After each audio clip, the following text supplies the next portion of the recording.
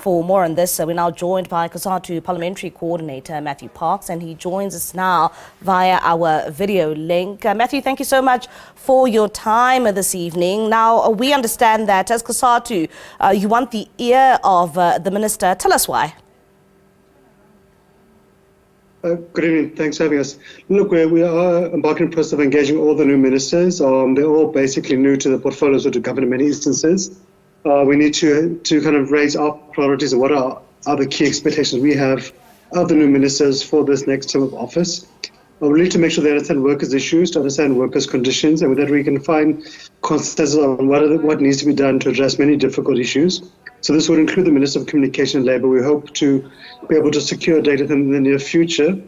And look, it's important to appreciate that, yes, one may be a minister from the DA or from whichever other party, but this is not a DA government. It's not a UDM government. It's not an IFP government. It's a government of national unity.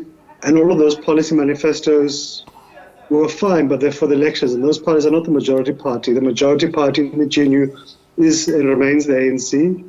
We expect its manifesto to remain the anchor of the GNU manifesto.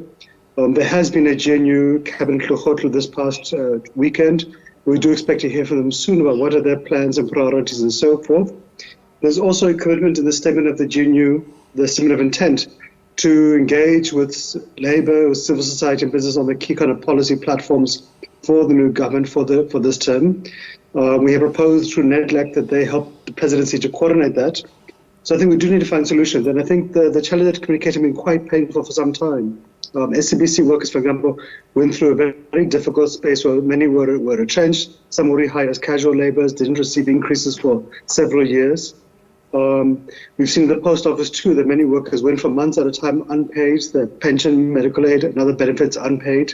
And we've seen quite a few being retrenched over the past year. But I think both the SABC, the post office, the post bank have got a critical developmental mandate as per the law, which remains in effect. We need to say how can we stabilize, how can we rebuild these critical institutions, but we wouldn't agree, for example, to privatizing SABC. It's a public broadcaster, it's not a commercial TV or commercial radio station. The two have got very different mandates, very unique roles to play in society. And I like the fact that you're touching on the SABC, because it's no secret that a number of SOEs in this country, including the SABC as well as the Post Office, are facing really tough challenges at these institutions. And of course, what the DA policy says, it's that, to partially privatize the SABC. So are you not willing to entertain the partial privatization of the SABC so that it can sustain itself? No, look, I think for us the solution is not to privatize it. It's one to put in place competent management to make sure it has the resources it needs to fulfill its mandate. Yes, at times you do need to have a partnership between the state, it could be SABC and private sector suppliers, but that doesn't need to involve privatization. There is space for public-private partnerships. We can't support privatization.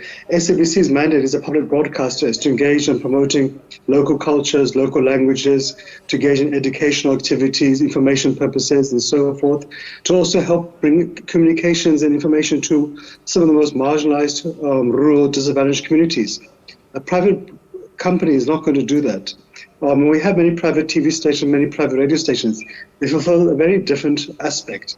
If you want to see the development of African languages, you will have to go to SABC radio stations or SABC TV. You won't find that on the private company or radio stations or TVs because they're just not interested.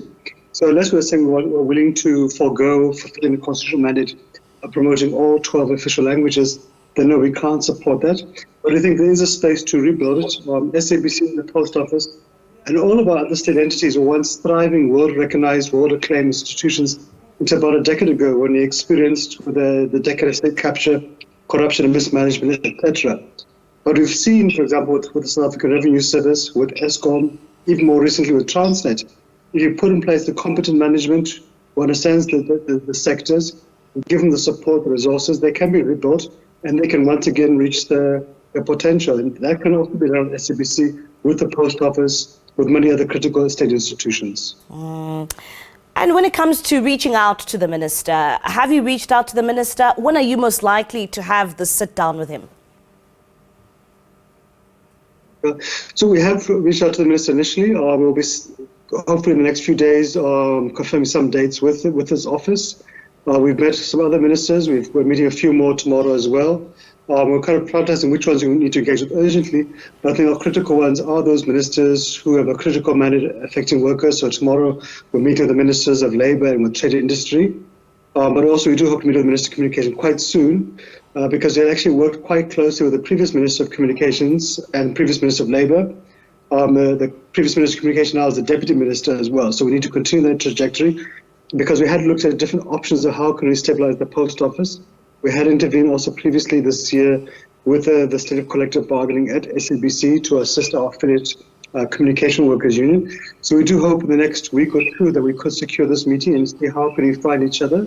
And I think, if one listens to the new minister, I think he did concede himself that yes, the DA had this policy mandate, but that is not the policy mandate of the GNU. And I think we hope that he appreciates in a GNU of 11 parties, you can't have everybody bringing their own manifesto. You have to have some sort of platform. The Constitution, which speaks to the mandate of SABC, for example, is a platform. The laws like the Broadcasting Act, which governs the SABC, the Post Office Act, Post Bank Act, those speak specifically to the Developmental Act, and they remain in effect, and they must be implemented at all costs. And Mr. Parks, of course, tomorrow we do understand that the Minister of Communications, Solly Malatsi, will be tabling his budget. Perhaps as Cosatu, what are your expectations from the 7th administration? What do you want the Communications Minister to prioritise?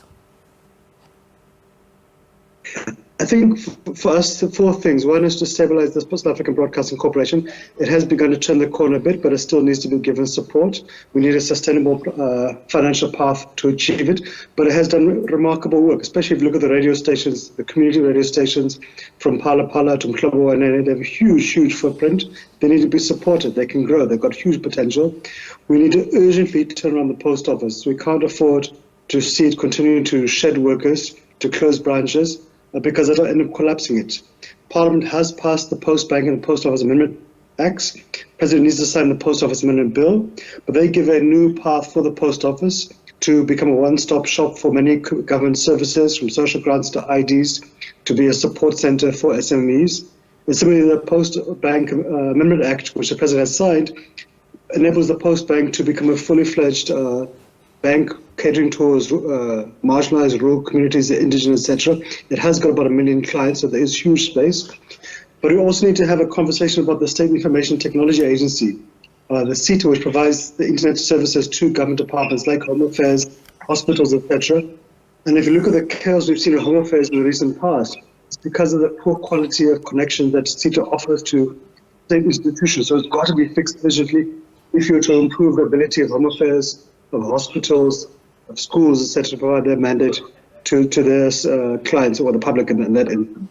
Mr. Parks, thank you so much for your time here in SABC News. That's Matthew Parks from Cosatu Parliamentary Coordinator there, just giving us his insight when it comes to their expectations from the Minister tomorrow when he will be tabling that budget vote. Also, they're saying that one thing they're not willing to entertain is, of course, the privatisation of the SABC as Cosatu.